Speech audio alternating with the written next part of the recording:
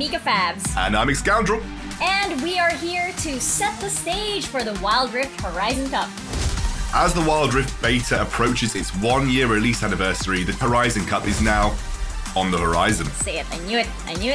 Yeah, no, well, there you go. Dad, got to get the dad joke out of the way. The tournament is going to be held at the Suntec Singapore Convention and Exhibition Centre from November 13th to the 21st, where some of the biggest brands and best teams from around the world will compete for $500,000. It's going to be a whole new era of international esports as 10 teams from around the world will compete to see who's going to take home the prize and lead the way to Wild Rift's first competitive season. And through a series of qualifying tournaments, each of the 8 regions had their own path towards the Horizon Cup.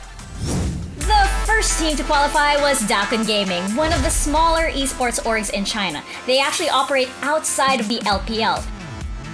China actually had 2 spots for the Horizon Cup. One team will be fielded from the LPL and one team from outside the LPL.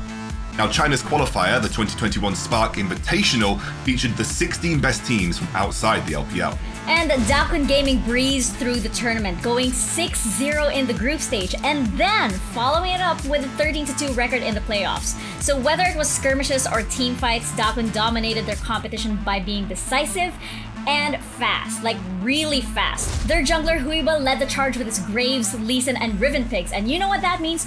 Always looking for the nearest enemy to kill, engaging as soon as possible as well. This meant that their opponents had no room to breathe at all. They started falling one after the other, and this paved the way for the first Chinese team to the Horizon Cup.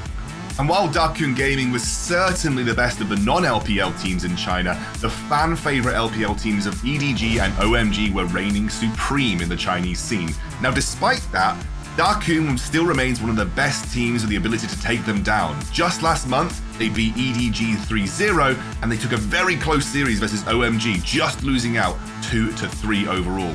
And this is where the magic really is for esports, you know? It's insane to me that smaller orgs can compete at all with teams like OMG and EDG.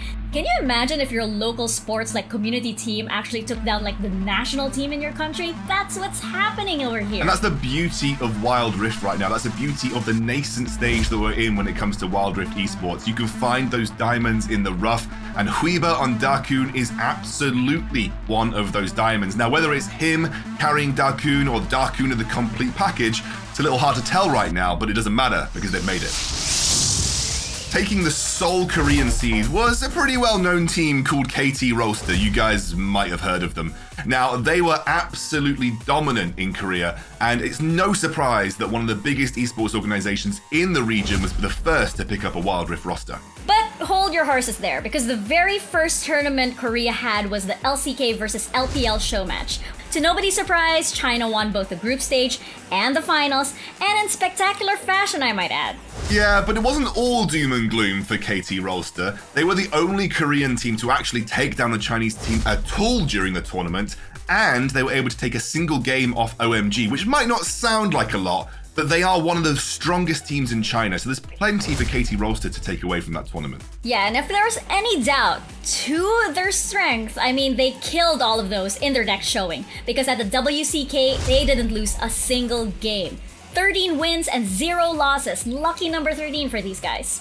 Absolutely stomped their region and deserved their place at the Horizon Cup. They only have 1 seed Korea, but I think they've used it pretty wisely.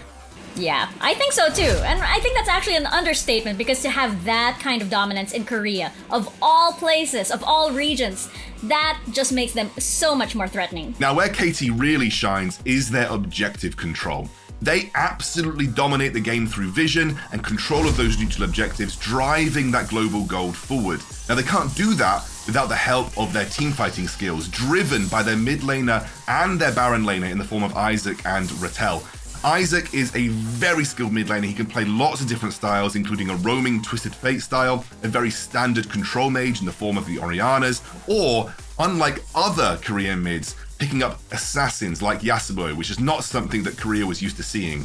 And Rattel, whilst he favors fighters, his mechanical outplays made for highlight after highlight. Well, you know, Excoundrel, I love a good Baron lane show match. I love a good mid lane show match. But if Korea is already impressed with a wild Yasuo pick, Southeast Asia has a few surprises for you guys. But KT Rolster has the pride of Korean esports on their shoulders, so the question is, will they be able to conquer the world with their masterful macro?